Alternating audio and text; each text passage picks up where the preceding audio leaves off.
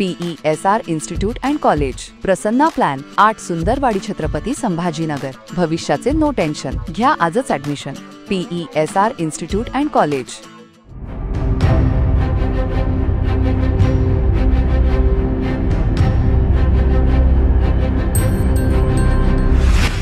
ती 3 वर्षाची चिमुकली,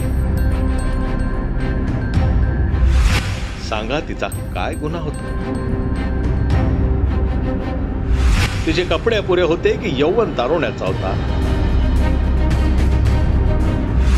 शरीराच्या तिच्या चिथडे विखुरले गोळा करताना एका स्त्री जातीत जन्म घेण्याच्या व्यतिरिक्त तिचा कुठलाच दुसरा गुन्हा नव्हता। 3.5 वर्षाची चिमुकली कोळीपोर अंगणात खेळत असताना अचानक गायब झाली। खेळत आहे म्हणून आईचं तिच्याकडे तेवढं लक्ष नव्हतं, परंतु काही वेळानंतर जेव्हा तिने तिचा शोध घेतला तेव्हा ती कुठेच सापडेना। मग झाली शोधाशोध सुरू, आणि जेव्हा ती दृष्टीस पडली तेव्हा तिथे उपस्थित प्रत्येकाच्या तोंडून एक अविलक्षण चित्कार बाहेर पडली। एका नराधमाची आणखी एक बळी।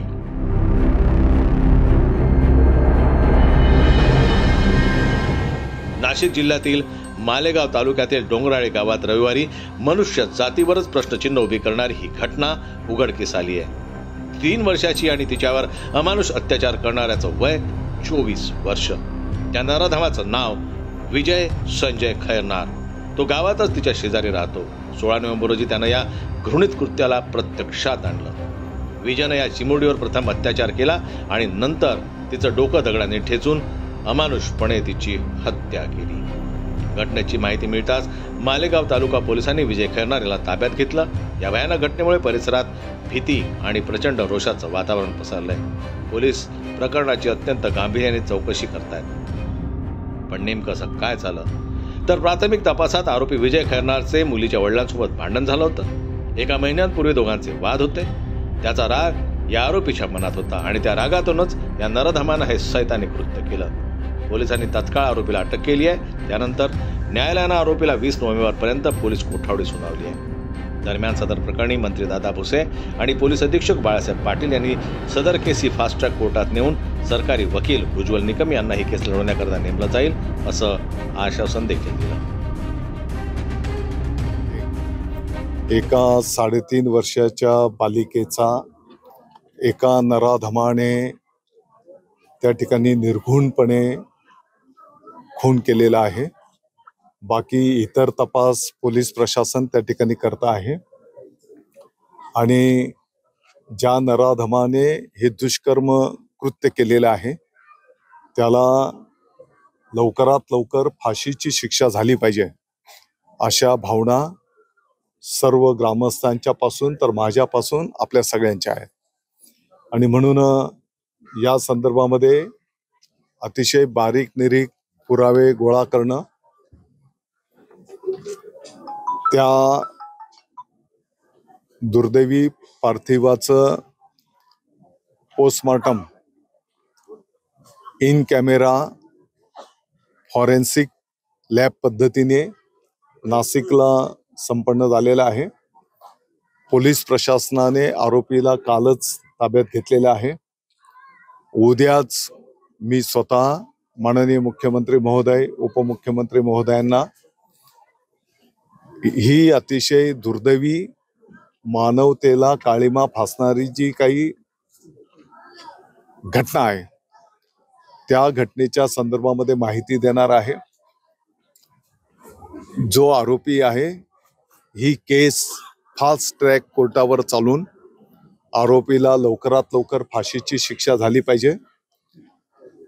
माननीय उज्ज्वल निकम साहेबांसारखं वरिष्ठ विधितज्ञ या केसच्या संदर्भामध्ये उपलब्ध करून देण्यात यावा अशा प्रकारची विनंती त्या ठिकाणी करणार आहे। कालपासूनच ॲडिशनल SP महोदयांच्या पासून आणि आज स्वतः नाशिकचे ग्रामीण SP या सर्व घटनेमध्ये स्वतः जातीने लक्ष देऊन सर्व कागदपत्र पुरावे आणि जी काही कायदेशीर प्रोसेस आहे ती पूर्ण करण्याचं काम त्या ठिकाणी करत आहेत। अत्याचार, त्यानंतर आरोपीची तात्काळ पोलीस कोठडीत रवानगी, राजकारणी नेत्यांकडून आलेलं आश्वासन, एका स्त्री जातीवर, एका लहानग्या चिमुकलीवर झालेल्या या अत्याचाराचं नेमकं कारण काय? वडिलांसोबत भांडण आणि राग द्वेष, त्याचा बदला एका 3 वर्षीय चिमुकलीवर? ही कुठली मानसिकता? हे शोधण्याचा प्रयत्न कधी कोणीच करत नाही. आज राज्यातच नव्हे तर संपूर्ण देशात अशा कित्येक मुली असल्या नराधमांच्या चुकीच्या प्रवृत्तीला बळी पडतात. रोज नवे प्रकरण समोर येतात, पण त्या प्रकरणावर मात्र शासनाची उदासीनता असले नवे प्रकरण जन्माला घालायला पुरेसे आहे. असल्या मानसिकतेवरच आघात होत नाही, त्यामुळे दिवसेंदिवस याचं प्रमाण वाढतच चाललंय. अशा प्रकारची प्रकरणं समोर आली की काही दिवसच हल्ला होतो, रोष व्यक्त होतो, प्रदर्शने निदर्शने होतात आणि काही दिवस गेले की सगळं थंड होतं, शांत होतं. खरं तर अशा प्रकरणावर आळा घालण्यासाठी त्याच्या समूळ मानसिकतेवर आघात हा एकमेव उपाय आहे. केवळ शासनच नव्हे तर जनतेची सुद्धा ही जबाबदारी आहे. त्या नराधमाला शिक्षा होईल, फास्ट ट्रॅक कोर्टमध्ये ही केस सुद्धा चालेल, पण त्यानं त्या चिमुकलीचा जीव परत येईल का? यापुढे अशा घटना समोर येणारच नाहीत. कधीपर्यंत आपल्या मुली, आया, बहिणी अशा घटनांचा बळी पडतील?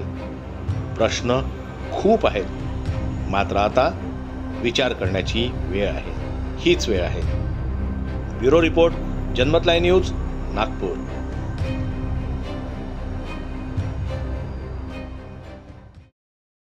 मराठी बातम्यांसाठी जनमत लाईव्हला लाईक करा, सबस्क्राईब करा आणि बेल आयकॉनला दाबायला विसरू नका.